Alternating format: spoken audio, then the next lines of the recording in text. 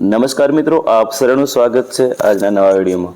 મિત્રો, ગુજરાત માધ્યમિક અને ઉચ્ચતર માધ્યમિક શિક્ષણ બોર્ડ ગાંધીનગરની અખબાર યાદી જણાવે છે કે ફેબ્રુઆરી-માર્ચ 2026માં યોજાયેલ ઉચ્ચતર માધ્યમિક પ્રમાણપત્ર પરીક્ષા ધોરણ 12 વિજ્ઞાન પ્રવાહ, સામાન્ય પ્રવાહ, વ્યવસાયલક્ષી પ્રવાહ, ઉત્તર બુનિયાદી પ્રવાહ, ગુજકેટ 2026 અને સંસ્કૃત મધ્યમાનું પરિણામ ગુજરાત માધ્યમિક અને ઉચ્ચતર માધ્યમિક શિક્ષણ બોર્ડની વેબસાઇટ www.gseb.org વેબસાઇટ પર તારીખ 4/5/2026ના એટલે કે આજે સવારના 10 કલાકે જાહેર કરવામાં આવશે, જેનું તમે વેબ પરિણામ વિદ્યાર્થી પોતાનો બેઠક નંબર એટલે કે સીટ નંબર એન્ટર કરી અને મેળવી શકશે।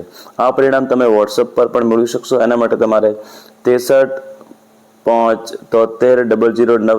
પર તમારો જે બેઠક નંબર છે એ મોકલવાનો રહેશે।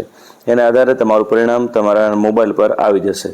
વિદ્યાર્થીના ગુણપત્રક, પ્રમાણપત્ર અને એસઆર શાળાવાર મોકલવા અંગેની જાણ હવે પછીથી કરવામાં આવશે।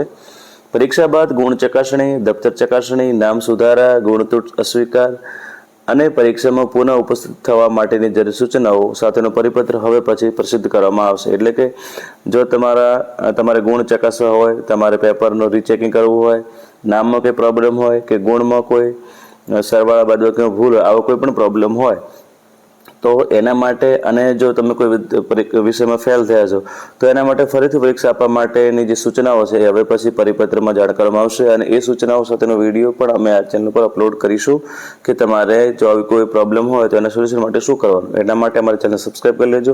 આ વિડીયો જો તમે ફેસબુક પર જોતા હો તો અમને ફોલો કરી લેજો। તો મિત્રો, આ રીતે આજે 4/5/2026ના 10 કલાકે પરિણામ જે છે એ વેબસાઇટ ઉપર આવી જશે। વેબસાઇટ ફરીથી નોંધી લેજો, www.gseb.org। મિત્રો, આ સાથે અમે અમારી ચેનલ પર પણ લાઈવ થવાના છીએ, જેમાં તમે કોમેન્ટમાં તમારો પરીક્ષા નંબર એટલે કે બેઠક નંબર જે છે અમને કોમેન્ટ કરજો તો હવે તમારું રિઝલ્ટ ઓનલાઈન પણ જોઈ આપીશું।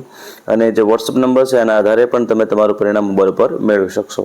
મિત્રો, આ સાથે જ આ વિડીયો પૂરો કરીએ। આશા રાખીએ વિડીયો ગમ્યો હશે। વિડીયો ગમ્યો હોય તો લાઇક કરી દેજો, બીજા મિત્રો સાથે શેર કરજો અને આવા જ ઉપયોગી વિડીયો માટે અમારી ચેનલને સબસ્ક્રાઈબ કરી લેજો। ફરી મળીશું એક નવા વિડીયો સાથે, નવી માહિતી સાથે। ત્યાં સુધી આપ સૌ મિત્રોને જય માતાજી, જય હિન્દ, જય ભારત।